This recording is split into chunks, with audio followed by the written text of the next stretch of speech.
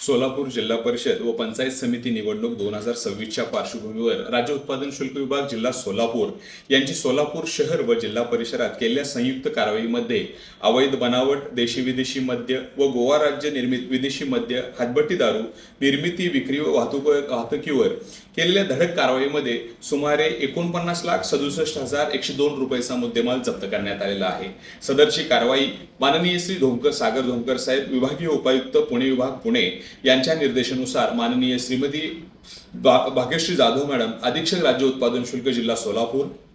माननीय श्री जयंत पाटील, प्रभारी उपाधीक्षक राज्य उत्पादन जिल्हा सोलापूर यांचे समवेत दिनांक 16/1/2026 ते 28/1/2026 या कालावधीत सोलापूर शहर व जिल्ह्यात केलेल्या अवैध हातभट्टी निर्मिती केंद्रांवर, अवैध देशी विदेशी मद्य विक्री केंद्रांवर, अवैध हातभट्टी निर्मिती, विक्री व वाहतुकीवर केलेल्या धडक कारवाईमध्ये एकूण 83 गुन्हे नोंद करण्यात आलेले असून 84 जणांविरुद्ध कारवाई करण्यात आली आहे। सदर कारवाईमध्ये 24,075 लिटर रसायन, 1626 बल्क लिटर हातभट्टी दारू,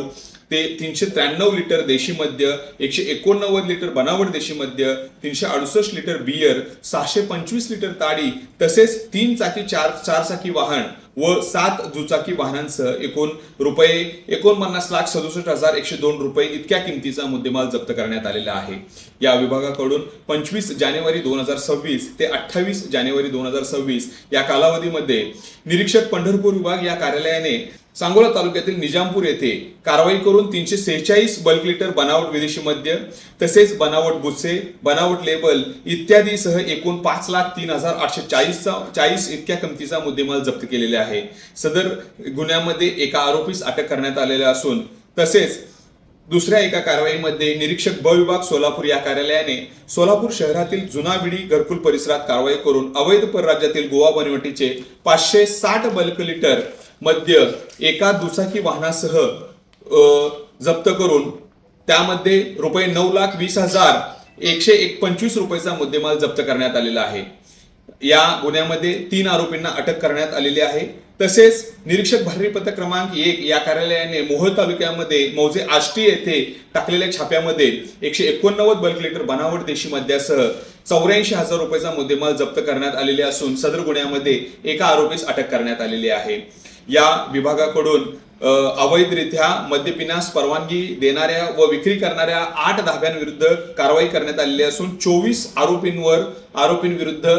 गुन्हा नोंद करण्यात आलेला आहे। सदरची धडक कारवाई ही अशीच चालू राहील। तसेच सदरच्या कारवाईमध्ये प्रभारी उपाधीक्षक जयंत पाटील, निरीक्षक श्री आर्यन चौरे, श्री पंकज कुंभार, श्री एव्ही गाडगे, श्री सचिन भवड, श्री राकेश पवार तसेच दुय्यम निरीक्षक SD कांबळे, राम निंबाळकर, धनाजी पवार, आर्यन कोलते, सुखदेव सिद्ध, सचिन शिंदे, समाधान शेळके, सहाय्यक दुय्यम निरीक्षक श्री मुकेश चव्हाण, श्री संजय चव्हाण, जवान सर्वश्री अण्णा करचे, नंदकुमार वेळापुरे, वसंत राठोड, चेतन वनगुट्टी, प्रशांत इंगोले, अनिल पांढरे, विनायक काळे, अण्णासाहेब फड, कपिल स्वामी, गजानन दब्बे, तानाजी जाधव, पवन उगले, योगीराज टोकी, स्वप्नील आरमाल, योगेश गाडेकर, पंढरनाथ भुतेकर, मंगेश मारसिंग, महिला जवान शिवानी मुडे, वाहन चालक दीपाली सरगर, संजय नवले, रशीद शेख, दीपक वाघमारे यांनी पार पाडलेले आहे। तसेच सदर अवैध मद्य विक्री, अवैध निर्मिती व वाहतुकी विरोधात या विभागाची कारवाई अशीच पुढे चालू राहणार आहे।